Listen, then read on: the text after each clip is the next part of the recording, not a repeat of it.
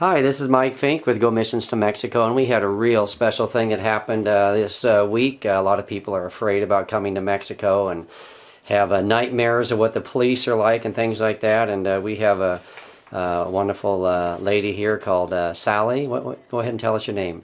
I'm Sally Palafox from Canby, Oregon.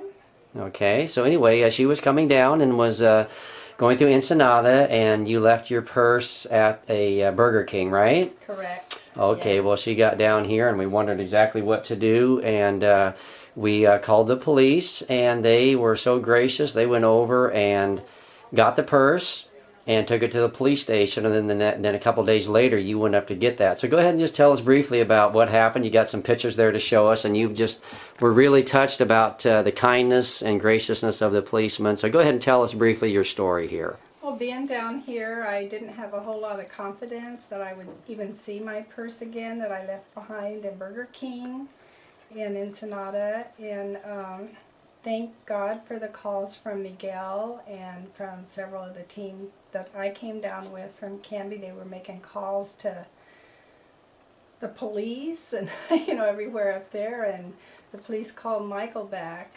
And Michael Miguel. is your humble servant here. Okay. She's Yes, referring to me as, yes. yeah, Mike. Miguel is what I go Miguel. by in Mexico here, so okay.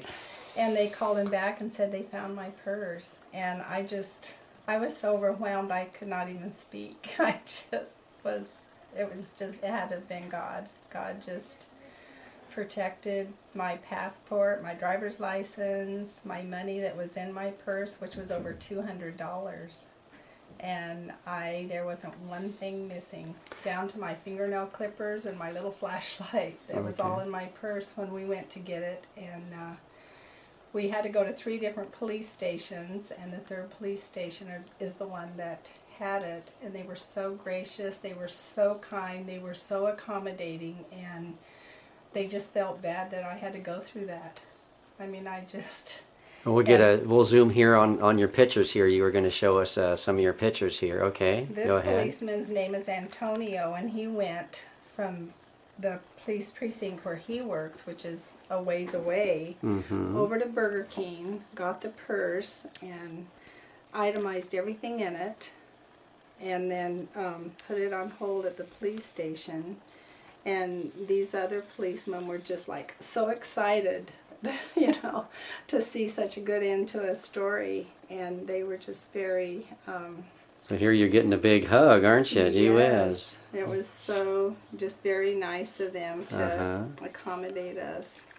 And they were just all smiles and shaking our hand when we said Dios le bendigo. They were like, God bless you. And it just had to be...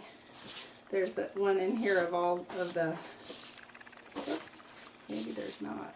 I guess that's the... Okay, Yeah, and then they even gave me a certified receipt that all of the policemen that were in there, and Susan Dunphy, the translator for our team, well, that's awesome. translated. But they have itemized here everything that was in my purse, and everything was there down to the penny. They even got change out and said. Wow.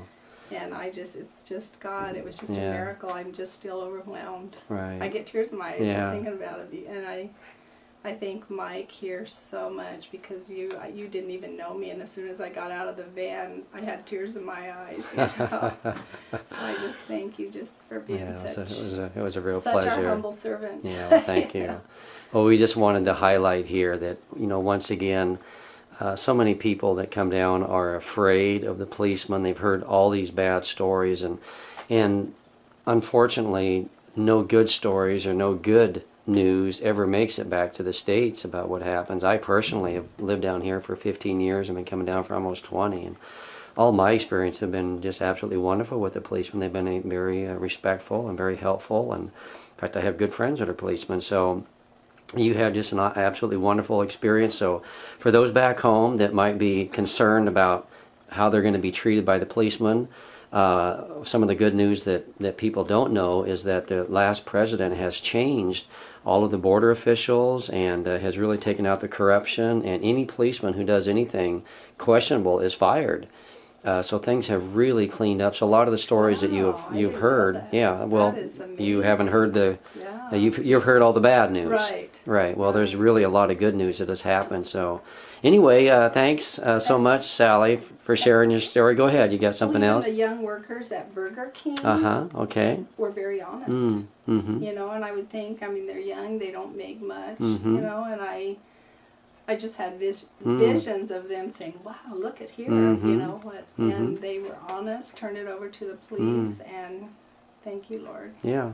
Just, So, I guess two Yeah. things we want to highlight. One is that there's been a lot of corruption taken out. The policemen were wonderful. The workers at Burger King. So, things are a lot better than what a lot of people think in Mexico. But the second thing, and probably the most important thing, is that God took care of you.